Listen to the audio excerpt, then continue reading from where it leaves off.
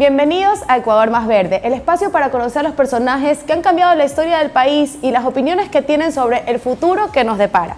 Hoy vamos a entrevistar a un exministro de Medio Ambiente, al abogado Raúl Clemente Ledesma, sobre cuál es el panorama que tiene el país y el cargo enorme que tiene en su responsabilidad el Ministerio de Medio Ambiente.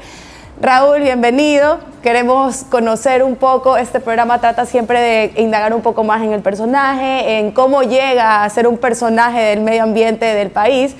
Entonces, bueno, primero que nada, bienvenido y gracias por el tiempo. Bueno, un saludo a todos los televidentes de este espacio tan visto, tan importante, tan prestigioso este programa. Muchísimas gracias por la invitación. Es una oportunidad para que las personas sepan cuáles son las dificultades reales, concretas, pero que también sepan que hay soluciones, que hay alternativas y que el Ecuador tiene salidas y tiene soluciones muy válidas y muy importantes en el medio ambiente que se traslada a la economía y al bolsillo de cada una de nuestras familias. Exactamente, lo que tratamos de hacer en Ecuador Más Verde es justamente dar soluciones a los problemas que tenemos de una manera global y tomando en consideración el grave problema económico que tenemos en un país como Ecuador, que siendo un paraíso no ha sabido realmente dar soluciones que resuelvan el problema también económico y social grave que tenemos. Entonces, Raúl, cuéntanos, ¿cómo llegaste a enamorarte del medio ambiente de este país? ¿Cuándo empezó ese amor por el medio ambiente y cuándo fue ese descubrimiento de que ibas a trabajar en pos de la sostenibilidad? Claro. Bueno, primero que fue casi casualidad. Debo reconocer que mi experiencia en medio ambiente se circunscribe básicamente al tema legal, a derecho ambiental, al tema de licencias, registros, al tema... ¿Tú eres especializado en derecho ambiental? Yo soy especializado en derecho laboral, pero hemos hecho varios temas en derecho ambiental como estudio jurídico. Excelente. Pero un poco allí, pero luego el espacio del Ministerio de Ambiente lo que me dio fue la posibilidad de reconocer la importancia como tal para el Ecuador en lo económico y el potencial que tiene en lo económico el tema ambiental. Las dificultades reales, las necesidades reales, y llego un poco justamente por un requerimiento del presidente de la República que quería un ejecutor, no quería un activista. Ok, ¿por qué no quería un activista? A ver, ahí vamos a entrar a polémica. Yo soy activista, entonces a mí no me hubieran llamado para ministra de Medio Ambiente, o sí. ¿A qué se refería él con no un activista? Claro. A que el activismo tiene un rol en el mundo entero, y su rol es denunciar lo que está bien, denunciar lo que está mal, celebrar lo que está bien y aportar, digamos, con ideas. No necesariamente es un rol de ejecución, pudiéndolo ser, no necesariamente lo ha sido. El problema que había tenido este gobierno es que los ministros anteriores habían tenido muy poco nivel de ejecución, sobre todo, y muy poco nivel de control en el tema minero y en el tema de hidrocarburos, que es un tema esencial. Que tú me comentas. Exactamente. Del tema de los activistas. Las reparaciones ambientales, temas muy importantes que estaban muy pendientes, y él quería un funcionario que pudiera tomar decisiones importantes, rápidas, concretas y con ejecución casi inmediata. Y eso me llevó, y ya hacíamos un gran equipo con algunos ministros, en aquel entonces con el ministro de Hidrocarburos, que era Carlos Pérez, y tuvimos la posibilidad de estar en ese ministerio por el que el presidente consideró que lo habíamos hecho muy bien, tanto en el Ministerio del Trabajo como en el Ministerio, como en la Gobernación, en calidad de ejecutores. A solucionar el problema, hablando en cristiano. Algunos de los problemas. Sí. De esos problemas que tú te topaste allí en el Ministerio de Medio Ambiente, ¿cuál fue el que te movió personalmente a decir, wow, esto me mueve por adentro, realmente esto me hace querer pensar en un Ecuador, como tú dices, no sostenible, que quiere decir que genera recursos sin dañar el medio ambiente, pero que genera recursos, ¿no? Exacto. Claro. ¿Cuál es la experiencia que te movió a luchar por esa sostenibilidad? Cuando fui ministro de Trabajo, tuve la oportunidad, por los conflictos laborales que se generaban con las empresas petroleras y con las empresas mineras, en la Amazonía, en Sierra Centro, tuve la oportunidad de conocer estas comunidades y por qué se generaban los problemas y de dónde venían. Y ahí lo que me di cuenta es que estas comunidades no viven con el medio ambiente, sobreviven con el medio ambiente en vez de vivir dignamente. Y que, por ejemplo, ciertas petroleras, no todas, creían que hacerlos parte del negocio, de la actividad minero, petrolera, incluso ambiental, era hacer una escuelita, una cancha de fútbol, ¿verdad? Darle un poco una especie una de... donación. Exacto, cosas menores. Cuando el objetivo debía ser hacerlos parte de un negocio lucrativo, siendo responsables con el ambiente. Eso cuando era ministro de Trabajo. Entonces, cuando entro al Ministerio de Ambiente, luego logro interactuar con estas comunidades y lo que a mí me motiva es decir, a ver, lo que necesitamos es que, ¿cómo paramos la tala, por ejemplo, el recurso forestal? ¿Lo paramos prohibiendo, metiendo presos, sancionando? Eso hay que hacerlo, sí, pero con eso no lo vas a parar. Así es. Lo vas a parar en el momento que cuidar un árbol, cuidar un manglar, sea más rentable que cortarlo para hacer una camaronera. Así es. Entonces, mientras eso no ocurra, no va a parar el discrimen y la tala y la falta. Y no hay la capacidad en Ecuador de hacer los controles que se requerirían hacer. Y así hayan los controles, creo que viene de la mano con lo que tú dices, ¿no? El tema de la sostenibilidad. Yo tuve la oportunidad de trabajar, como tú dices, con una comunidad que tiene grandes necesidades económicas. Este es el caso de Monte Sinaí, que está dentro de Guayaquil, ¿verdad? Es súper denso y está colinda con los dos bosques protectores más grandes de Guayaquil. Con Palo Santo y con Papagayo y con Cerro Blanco, los dos más grandes. Palo Santo es chiquitito y queda en Urdesa, pero no, con Papagayo, que es enorme. ¿Cómo puedes tú pedirle a una persona, a una población que tiene una necesidad económica, que no usufructúe de un recurso natural que tiene cercano a su área y que le puede representar un ingreso? Y hablemos de un ejemplo más efectivo, digamos. La fiebre de la balsa o la tala de balsa que hemos tenido en el 2020, ¿a qué responde? Responde a la gravísima situación económica en la que están nuestras comunidades que no han podido vender. Son comunidades que viven con el día a día, con la venta de cosas en el carretero. ¿A dónde le venden si no hay carretero, si no hay movimiento, cierto? Y por un árbol de balsa comenzaron pagándoles $20 y terminaron pagándoles, según fuentes de mongabay.com, $2 y 2 litros de guanchaca en la selva amazónica por la pata de balsa, la pata, como se dice ya, la pata ya cortada. Entonces, hablamos de que esto siempre va a responder a una necesidad económica. La gente que tala balsa o que hace minería ilegal, sobre todo a pequeña escala, que se la sataniza tanto, ¿no? No es una persona maléfica que le encanta que el río tenga plomo y que es feliz cortando el árbol. Como tú dices, lo hace por necesidad. Todos los espacios, y si quieres ir al espacio urbano, tienes los chamberos, recicladores de base. ¿Acaso creen que los chamberos rompen una funda de basura porque les da gusto hacerlo o de mala gente? No, la rompen porque adentro de la funda está su recurso de vida, que son las botellas de plástico.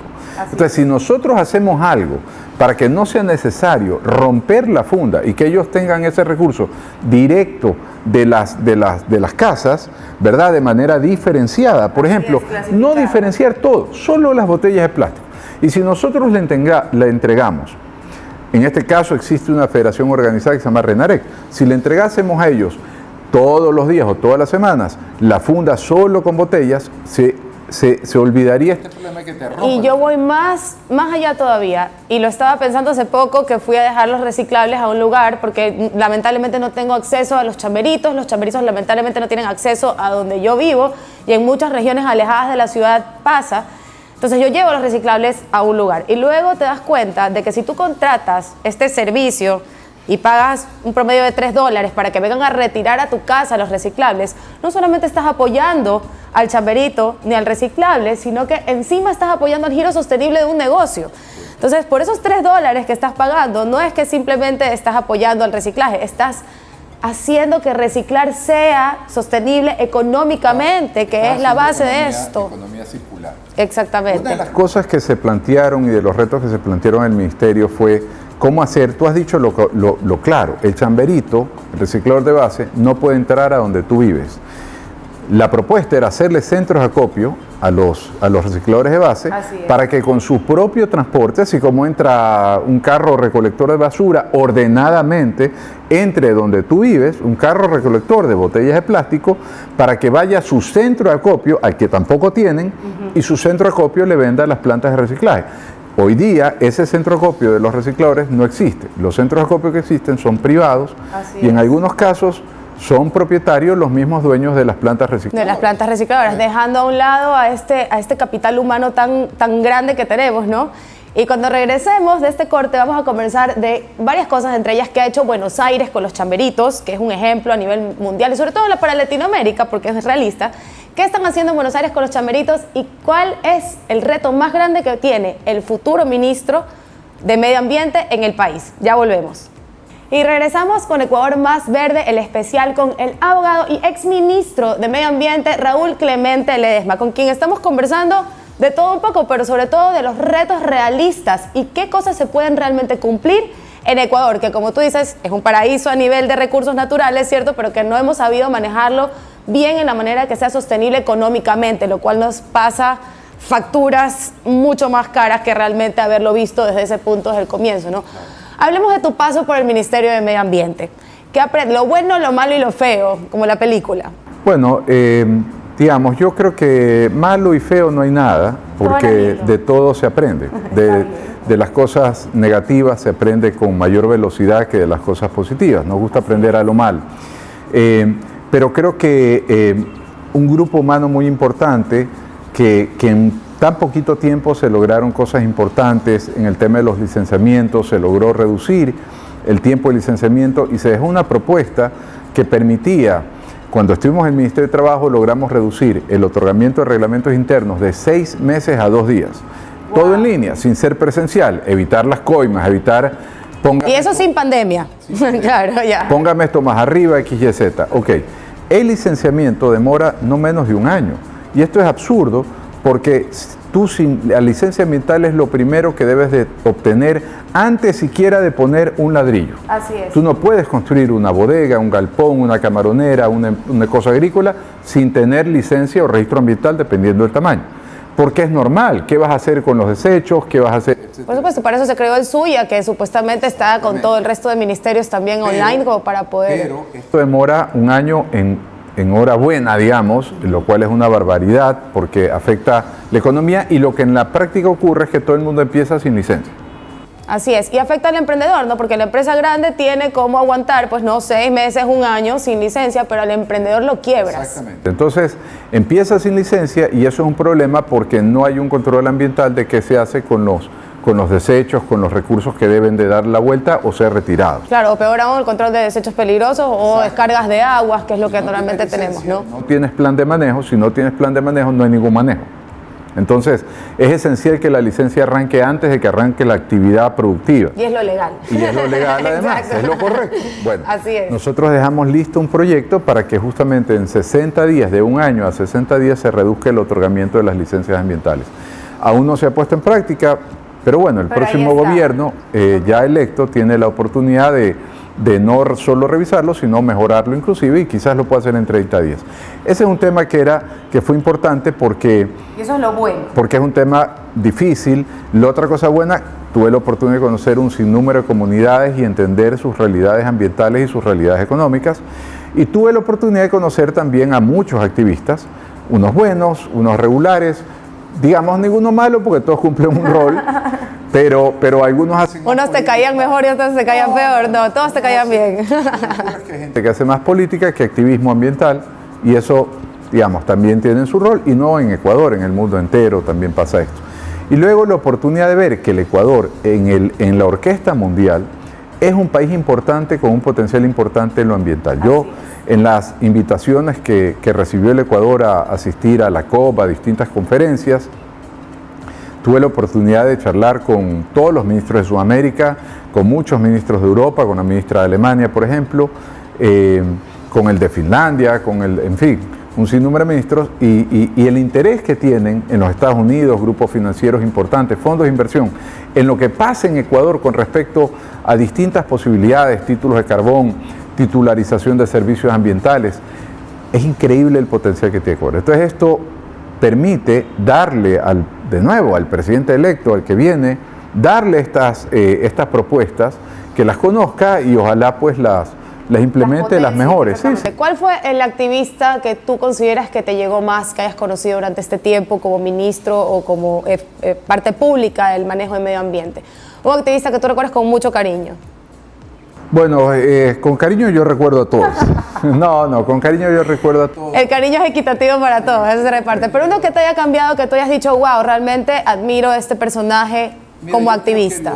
Los más severos, entre Yasunidos, no recuerdo el nombre de una señora también que es un tema de reforestación, eran los más severos críticos, porque decían, este señor Ledesma ¿cómo así que está aquí en el ministerio si no sabe nada y no lo hemos conocido y no es parte del espacio, del ambiente ambiental? De la cúpula activista del país. Claro, ¿de dónde cayó? Este no sabe nada. Pero al final, gente como de distintas organizaciones, Inés Manzano, Zambito, en fin, distintos espacios con los que vas interactuando y que son actores en el tema ambiental, reconocieron que habíamos hecho mucho más que todos los ministros juntos anteriores, pero mucho más. Nosotros declaramos a Galápagos libre de neumáticos, sacamos, me parece, más de 11.000, sacamos todos, eran más de 11.000 neumáticos que estaban en Galápagos, y los sacamos.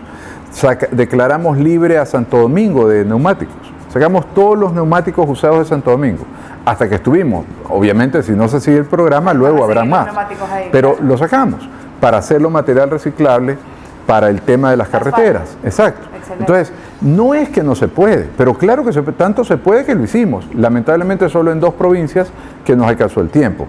Pero si estuviese el futuro ministro de Ambiente o ministra de Ambiente, si se lo propone, puede declarar libre de neumáticos usados a todo el Ecuador. Y con eso el tema de la basura, que es un tema que definitivamente es uno de los temas más complejos y que creo yo va a generar más problemas en el Ecuador a corto plazo, que ya está generando en el Machangar, en distintos espacios acuáticos, subacuáticos. Así es, y que se convierte en microplástico, que es no se diga el microplástico, enemigo que tenemos de la salud y de los ecosistemas marinos. Creo que hay mucho para hacer, pero cosas buenas, te digo todas. Yo no tengo más que gratos recuerdos de... O sea, no hubo nada malo ni feo de ser ministro de Medio Ambiente. No, hay muchas anécdotas. Fuimos a comunidades amazónicas, creo que lo comentamos extra micrófono, que había el peligro de que nos lancearan y terminaron regalándonos las lanzas como souvenir, cosas como esas que son muy significativas, no por el costo o valor de las lanzas, sino por el acto de que llegamos a una situación de conflicto y terminamos en una situación absolutamente armónica. Pero cuéntanos un poco cuál era el background de eso, ¿no? Tú ibas a ir a la Amazonía a hablar con una etnia específica que estaba... Eran 2 etnias que estaban en controversia por un espacio territorial que reclamaban como suyo, las 2. Me parece, una eran los Shuar, la otra no recuerdo. Y te dijeron, no vayas que te van a lancear, no se te ocurra ir. La situación era muy compleja y estaban los ánimos muy caldeados. Entonces, de hecho, había ido un viceministro y lo habían amenazado con unas lanzas, lo habían sacado corriendo. Yo dije, la verdad es que los problemas no se resuelven dándole la espalda, se resuelven enfrentándolos, no hay otra manera. Y fuimos con esa disposición y terminamos haciéndoles ver que íbamos a hacer un proceso para entregar las tierras a quien demuestre su legítima propiedad, Y ahí quedó el proceso, se firmó un acta de acuerdo de que se iba a respetar el proceso por ambas partes y de hecho el proceso seguramente está ya subsanado. Y en lugar de lancearte, te regalaron las lanzas. Claro, las lanzas, como souvenir. Yo regresé con las lanzas, como con 5 o 6 lanzas de souvenir, unas lanzas preciosas además. Así que... Se puede resolver y mediar, o sea que te topaste con activistas positivos. Mira, esa es la última pregunta que te voy a hacer con respecto al ministerio, porque ya aquí vamos a ir al corte y quiero ya hablar sobre el futuro. El derrame Galápagos. El derrame de la embarcación. El derrame que se viró la embarcación, gran cantidad de gente nos ayudó, buzos. O sea, hubieron de los desastres... Hubieron cosas tan positivas. El incendio forestal en la Amazonía generó el acuerdo en Colombia que se firmó, que todos suscribieron, todos los países amazónicos, y entre esos Ecuador. Y de hecho Ecuador fue uno de los que propuso un sistema de control permanente visual fotovoltaico en toda la Amazonía para verificar cuando hay tala, cuando hay quema, cuando hay incendios forestales. Lo puedes hacer a través de una aplicación que se llama Global Forest Watch, que es algo que promovemos a través de Fundapi y otras organizaciones. Pero no por satélite, porque el satélite, siendo en tiempo real, es una foto. Sí, que cuando pase, tienes que esperar a que vuelva a pasar. Exacto, y puede ser estacional. Te puede dar una alarma de deforestación cuando está pasando algo estacional que es normal. La propuesta acá eran cámaras, literal, cámaras de control de vigilancia, cámaras nocturnas con un radio, me parece que eran de 100 kilómetros. De hecho, algo que ya funciona en otros lugares, y permitía, ahí sí, tener una especie de ECU 911 ambiental, que le dé la alarma a los guardaparques para que el guardaparque no vaya cuando ya talaron, vaya cuando... En ese momento, exacto. Y que debería, me imagino, tener una triangulación también con el 911. Por supuesto, la idea era que funcione en el 911. No íbamos a mandar al pobre guardaboscas ahí solito. No, no. Es que la idea era que funcione en el 911 para abaratar costos. Así es. Vamos a ir a nuestro último corte y cuando regresemos vamos a conversar sobre cuáles son los retos que tiene el futuro ministro o ministra de Medio Ambiente y qué es lo que Ecuador puede hacer para resolver estos problemas que tiene de una manera sostenible, no solamente con el medio ambiente, sino también con la economía. Ya volvemos. Y regresamos para conversar sobre los retos más importantes que tiene el país para este 2021 y para nuestro flamante nuevo gabinete presidencial y quienes acompañen al nuevo presidente a los retos que tenemos que asumir. En resumen y según tu experiencia, ¿cuáles son los 3 retos que son más importantes, pero que Ecuador tiene la capacidad de resolver rápidamente y ahora, o que se le puede exigir o se le puede ayudar mejor? Porque esto de exigir se está poniendo muy de moda, ¿no? Cuando en realidad esto es un esfuerzo en conjunto. ¿Cómo podemos ayudar al nuevo ministro o ministra de Medio Ambiente a cumplir estos 3 retos más importantes que tiene el país? Yo creo que los 3 tienen que ver con un fondo igual, que es generar beneficios económicos para las personas. Creo que cualquier cosa que quieras hacer, cualquier actividad en favor del medio ambiente, tiene que de alguna u otra manera generar un beneficio para... Un rédito, exactamente. De otra manera no va a ocurrir. Es decir, aquel que recicla la botella tiene que para él significar algo. Por ejemplo, un ejemplo rapidito, en algunas ciudades de Alemania hay tasas diferenciadas de recolección de basura. No es obligatorio separar la basura, pero el que separa la basura paga 10 veces menos que el que no. Así es, pagas por kilo, ¿no? Incentivos claro. De ese tipo. Entonces... O sea, más mosca se gana con miel que con hiel, en resumen, ya. Creo que todo engloba eso, pero creo que 3 cosas muy importantes el Yasuní, fundamental. Ahí tienes una reserva de petróleo muy importante que significa en términos de millones de dólares más de 3.000 millones de dólares al año. Tienes más de 250.000 barriles diarios comprobado dentro de lo que está autorizado a explotar versus no tocar más el Yasuní. ¿Puedes conseguir 3.000 millones? Yo creo que sí. ¿Sí? Yo creo que sí. Sobre todo porque a mí lo que me llama la atención con el tema del crudo del Yasuní es que muchas personas no son conscientes dentro del país que el crudo que se extrae de Yasuní es un crudo de muy mala calidad. No es un crudo ligero y dulce, es un crudo pesado y ácido que en la escala de valores del crudo internacional realmente no nos representa. Pero Yasuní es súper especial, entonces yo apoyo tu idea de que nos es mucho más fácil conseguir 3.000 millones de dólares por cuidar este lugar espectacular que es Yasuní y con toda la atención que ahora se tiene a nivel mundial y con el tema de la pandemia que ha exacerbado esto de sigan destruyendo el Yasuní y se viene el Heineken virus, porque si el coronavirus salió de allá, de la selva amazónica, espérense el que se viene, ¿no? De hecho no es 3.000 millones, es menos, porque de esos 3.000 es lo que te ingresa, pero luego ¿cuánto gastas para que te ingrese esto? Así es. Y aparte, eso también quería acotar, ¿no? Que para sacar el barril de petróleo del Yasuní sin destruir el Yasuní se convierte en uno de los barriles de petróleo para extraer más caros del mundo. Entonces creo que, si no me equivoco, estamos sacando el barril de Yasuní como a $12 y lo vendemos a $13. Entonces es un muy mal negocio y creo que hay que aprovechar esta ola que tenemos con el tema pandemia para justamente conseguir el dinero que se puede conseguir para dejar ese petróleo de mala calidad en el suelo y más bien explotar, porque claro, ¿cuánto nos va a costar también el futuro postpetrolero de la Amazonía? Así es. Y mira que justo estaba leyendo que en las noticias que tenemos de los 6 bancos que iban a financiar a Petroecuador, tienen 4 bloqueados porque 2 fundaciones internacionales, Earth.org y Amazon Watch, han develado todos estos problemas con las comunidades y el tema. Entonces, claro, les va a salir más caro no manejar bien estos temas ambientales puertas adentro, porque ya se pasa a facturas internacionales. Entonces, que de 6 bancos internacionales europeos nos queden 2, es grave. Ese es un tema. El otro tema que no es un tema menor es el cambio de matriz productiva. Es decir, debemos de ya pensar, y es parte de lo que estamos hablando, dejar de usar diésel o combustible fósil bueno, es que si lo dejas de usar no importa que lo subsidies y lo regales, nadie lo usa. Es decir, cuando lo dejas de usar, el tema no es el subsidio, el tema es que ya no lo requieres. Entonces, por más que mantengas el subsidio, que es otro problema político, y que puedas decir, no voy a tocar el subsidio, pero al cambiar la matriz, por ejemplo, en el sector del transporte público, todo lo que es diésel, hacerlo fotovoltaico. Así es. No es nada imposible. De hecho, nosotros dejamos preparado un proyecto piloto en la isla Isabela, que son 80 taxis. Es verdad, en Santa Cruz hay 120 taxis. Es decir, en Galápagos lo puedes hacer casi de inmediato, pero también lo puedes hacer en ciudades pequeñas, en provincias pequeñas, inicialmente en ciudades pequeñas como plan piloto para luego sí lanzarte Guayaquil, Quito, Cuenca. Pero de nuevo, cambiar en términos generales la matriz, todo lo que, imagínate, todo lo que usa diésel, pasarlo a fotovoltaico. Sí, tiene tiene una inversión inicial, camaroneras, bananeras, tiene una inversión inicial, pero que se repaga con la falta de subsidio. Como dejas, no vas a eliminar el subsidio, pero como ya no te requieren los buses diésel, vas a dejar de importar la cantidad de diésel que normalmente importa, pues nosotros importamos el combustible. Y luego vas a dejar de vender subsidiado porque nadie te lo va a comprar. Entonces, primero, no tienes un problema político de eliminar subsidios, no lo vas a eliminar. Segundo, no vas a gastar en subsidios porque no lo vas a usar y vas a bajar la importación de combustible fósil. Se paga la inversión de las matrices fotovoltaicos a diésel. Ese es el segundo tema. Tema importantísimo, transporte público gigante, solo público. Reducir la huella de carbono. Mucha gente tiene un poco una confusión acerca del Fondo Monetario Internacional de miles de maneras, ¿no? Vengo de una generación que tiende a satanizar en general un poco la economía, macro y micro en general.